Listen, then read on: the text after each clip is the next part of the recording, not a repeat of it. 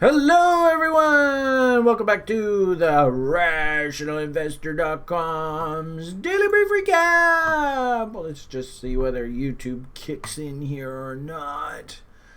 Come on, YouTube. You can do it. You can do it. Hey, there it is. Daily Brief Recap! Yay. Okay, cool.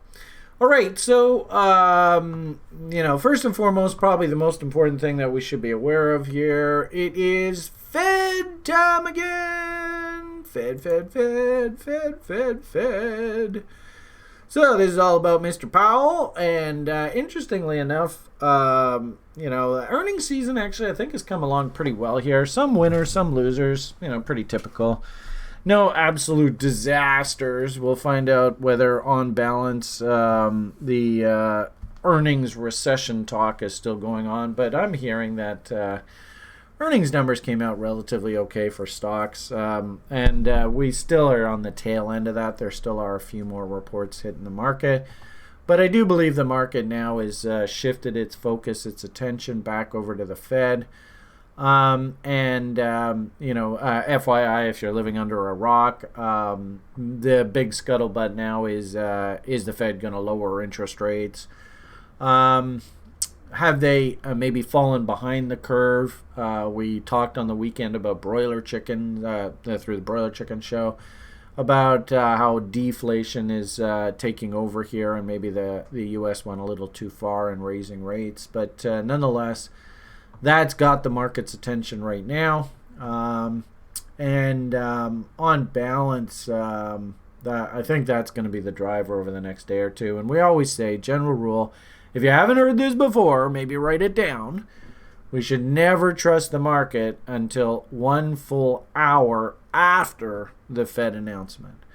Like we said, tomorrow, Wednesday the 30th, they are planning an interest rate decision announcement, FOMC out of the U.S., and we don't trust the price action for 1 full hour following that announcement. So just an FYI there, okay?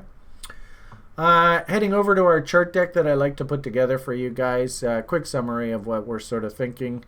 I have to say, we did but just before I get into this,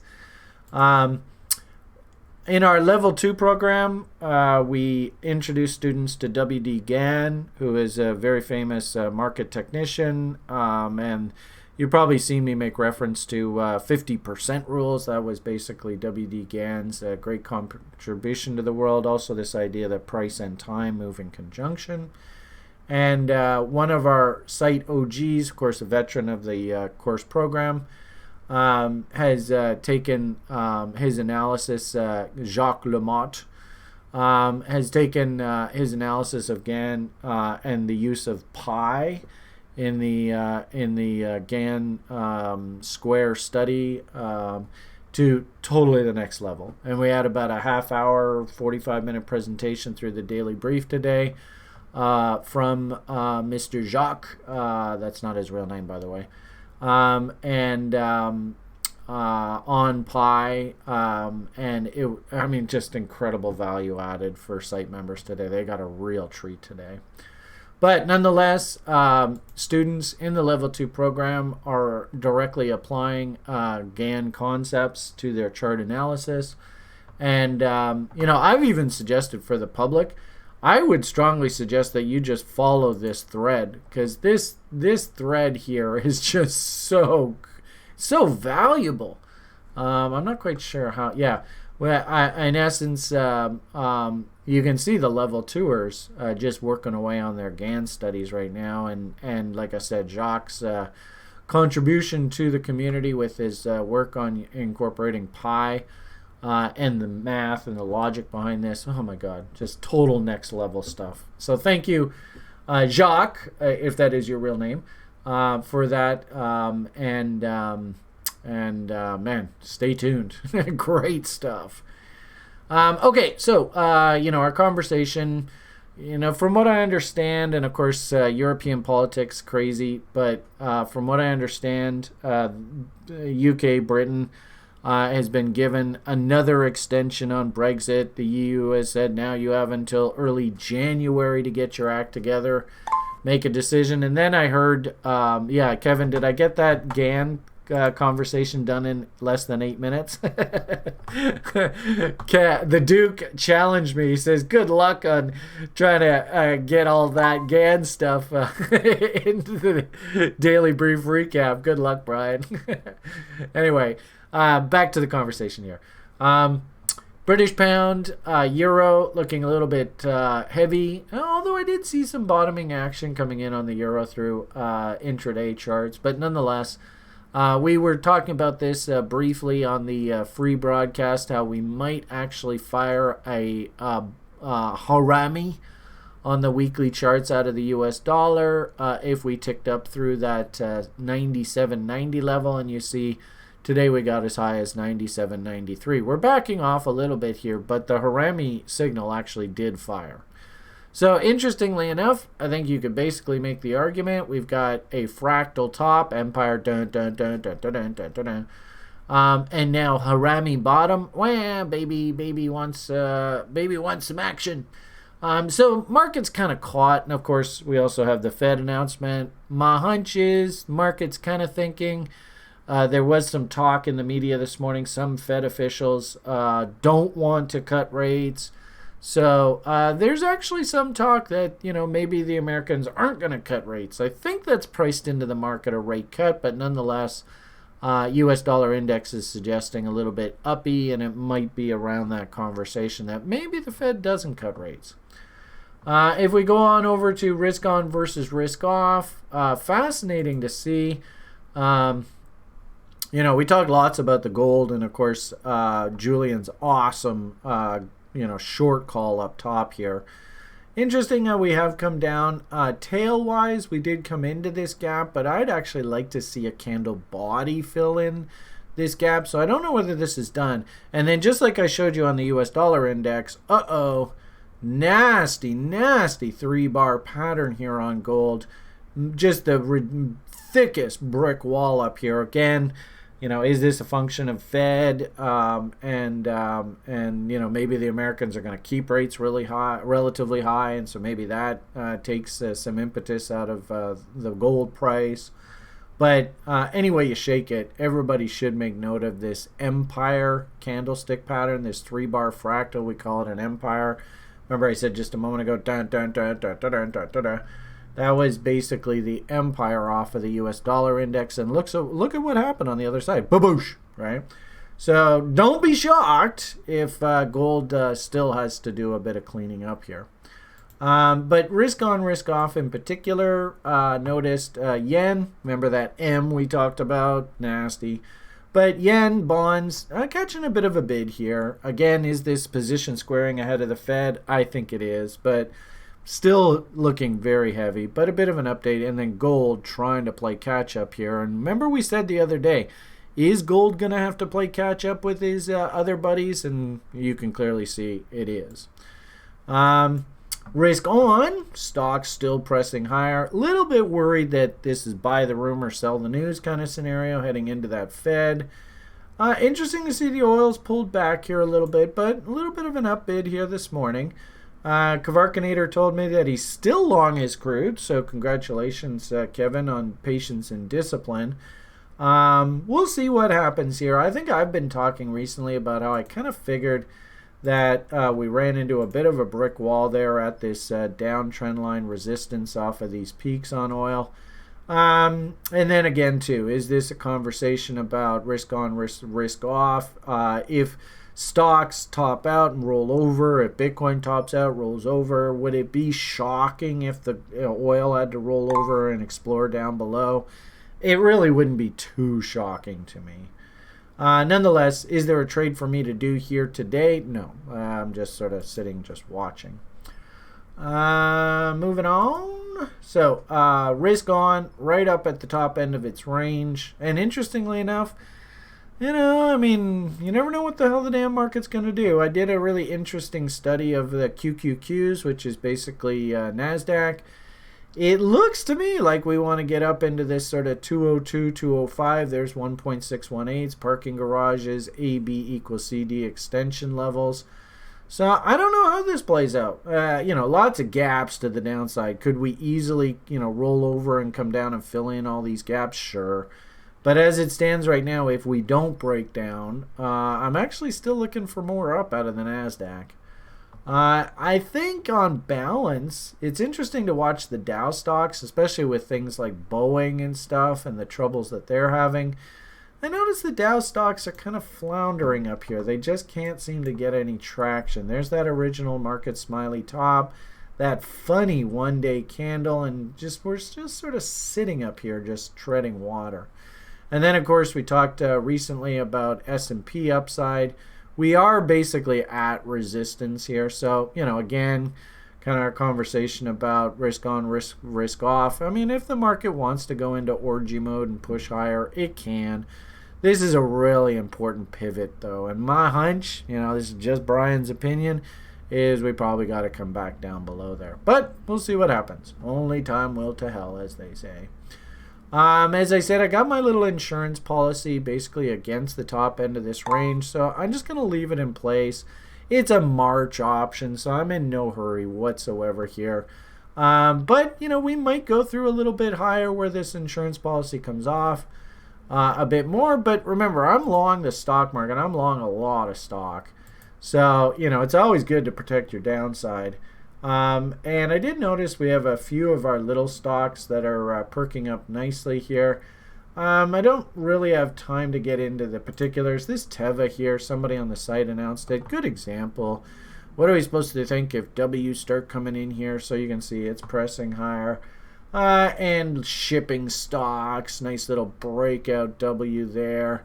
So, if the stock market wants to go higher, trust me, I got lots of long exposure there to try and capture that.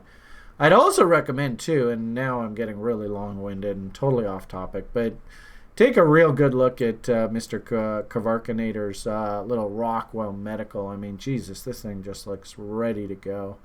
Any kind of bullish breakout here, and I think I'm probably going to join him on this. So, all right, so back to our story. Risk on, risk off. Still not overly impressed with risk off. I think, I am short the bond, so we'll just leave that alone. One thing that I did notice here, it did kind of jump out at me, though. So don't be shocked if there is a bit of a counter trend rally in the risk off assets.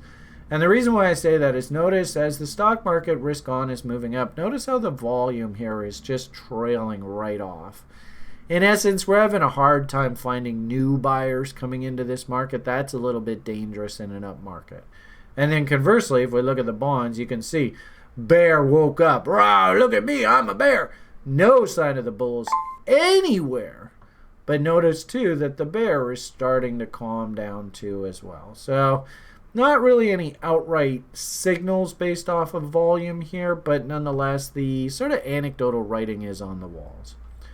Now, just to sort of dovetail with that conversation about Fed tomorrow, big humming and hawing in the marketplace. Did the Fed fall behind the curve? Remember on broiler chickens, we showed you, massive deflationary pressure here. But notice we're trying to carve out actually a pretty well-defined bottom here on these spreads. So if we can actually start Wing out here, then it means to me that the market isn't absolutely in chaos mode here. And sort of dovetailing that kind of thought, and maybe the Fed needs to calm their sort of rate hike cycle down a little bit. Took a good look at things like yield curve. Interestingly enough, yield curve is actually entirely back positively skewed here again. T-bills versus euro dollars, short-term money market, we're back in positive territory. And then notice too, look at this very, very well-defined M here in bond prices. So you can see how that M in bond prices, i.e., interest rates have sort of hit bottom. You can see the big-ass W's here. You can see that being reflected in that inflation-deflation conversation. We could very easily now shift And I've been looking for a long-term shift in interest rate policy, like literally like next 35 years of rising interest rates. Maybe that's what this shift has to start looking like. These very well-defined market structure, in this case, M top in price and W bottom in yields. And lastly, how is that interest rate market affecting perceptions of inflation and deflation? Do we actually W here and maybe set the stage for them to start bringing inflation back into the system? And if the Fed is on pause and easy money policy, that's probably the catalyst to do it. So remember we said Fed announcement is tomorrow, and we cannot read anything into this until 1 full hour after that Fed announcement. Interesting, just on a sort of a side note, unicorns kind of getting taken apart. Beyond Meat, and I never understood the logic of this stock. I don't want to eat insects. I actually really like a nice New York strip, so I for one no interest in buying these products whatsoever. I think it was very fatty, but that's just me. Market gapping higher, gapping higher, gapping higher, gapping higher. I mean, clearly a market that's absolutely out of control. Very dangerous to step in the front of this as they're ramping this up. Summer market, very typical warnings. Remember we talked about volume patterns. The fact that the market moved to new high on lower volume should have been a big warning sign. And now it appears big old head and shoulders. To actually see this head and shoulders, you actually have to change your chart to a log chart, which makes it a little difficult to see and draw these. But, as you sort of work through your education as a technician, you'll get the hang of this. And interesting to see head and shoulders targets, doink. And also, too, look at the volume. So it looks to me like they've basically brought this thing out, got the public all raw bull. Total BS, unicorn name, horrendous fundamental numbers, and now they're going through the process of basically cleaning this thing up. Not interested in this stock whatsoever, but interesting illustration of that head and shoulders concept. Finish off today, quick talk about the corn and crypto. Spent a lot of time, of course, in the daily brief, sort of, and actually, excellent analogy of why Brian likes to follow his moving averages. Brian's crazy moving averages never did get a sell signal here. 13 EMA versus 30 SMA on the weekly charts, still pointing up. Death Cross, people going all crazy on the internet about Death Cross, and it turns out it was a trap. What I will say here, though, is we talked lots about how institutions can't sell down markets. They have to engineer counter-trend rallies to sell into that up move. Then we also talked about Friday was the last trading day of the CME futures contract. So mad short covering scramble into that expiry event. So was this maybe a short squeeze? Was this maybe a mass short covering rally, we used to call it in the market? It is what it is. But the point of the matter here is, notice we've actually carved out so far this week an inside bar. We're going to have to wait for this week to fully finish to really see what this looks like. And of course, we got Fed tomorrow, so who knows what this is going to look like on the other side. But if we finish this week, beep, we're on to the next week. It's now Sunday, Monday, and we tick through those lows. Notice how that would basically be just moving back below these moving averages. And also, too, if that inside bar fires, it's going to be right off the original market structure failure level. So all in all, nothing to be done here today. But I am watching very closely, talked to the public, and of course spent lots of time in Daily Brief talking about this. We had said a little while ago that, nice big up move, and anybody who caught the bottom there, great trade, way to go. Slow poke like Brian. I like the idea of trying to grab the second half of this move. Usually these moves are, not just one line. It's usually AB equals CD.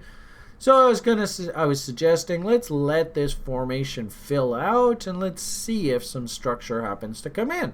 And lo and behold, you can see how the market is carving out a nice trading range. So for the time being, and especially through Fed and all that kind of talk, I'm still thinking very much trading range. If we can put one low, two low, a third low here, and then tick up through this trend line, hopefully everybody sees LJs might come in here, bot setups might fire, etc., to take us higher. But that's still a ways away. And like I said, on the weekly charts, if we actually come out and finish the week, and I suppose the end of the week is going to be somewhere in here, and we actually tick down through these lows into next week, that becomes a huge sell signal. So just on pause right now with regard to the corn. And also sort of dovetail that, watching BNB really closely here. Little bit concerned for BNB that, and this I think is a really good sort of proxy for the altcoin space. But a little bit concerned here, and we talked about this through the daily brief today, that maybe, just maybe, we might be carving out a harmonic here. So we had a big rally off the lows, up to 55% of the entire range, pulled back against the lows, rallied back up, and if this is a Gartley, 78.6 is where we should fail. Notice momentum divergences are actually in. And notice, remember I talked about volume impetus there just a moment ago. If we get a daily bar here that does less than 147,000, that actually becomes a volume impetus signal. So we've done 130,000 today. My hunch is signal's not going to come in today. And of course we talked about Fed. So it would make sense that this thing's not going to break down ahead of the Fed. But once that Fed announcement's out of the way, just be really careful here on things like BNB and sort of your enthusiasm for the altcoin space. This looks a little bit dangerous up here, and maybe a nice little pullback into support is overdue. Okay, so there's your market summary. Hope you enjoyed the presentation. Gave you lots of stuff to think about here today. And probably gone way over time, so I think I'm going to leave it at that. Have yourselves a great day, everybody. Play from a position of strength. Awesome presentation by TRI OGers in the Daily Brief. And I would highly encourage you, if you do get value out of the little free offerings that we do here, this is nothing in comparison to what we do on the Daily Brief, day in, day out, Monday to Friday. Okay, guys, have yourselves a great day. All the best, and bye for now.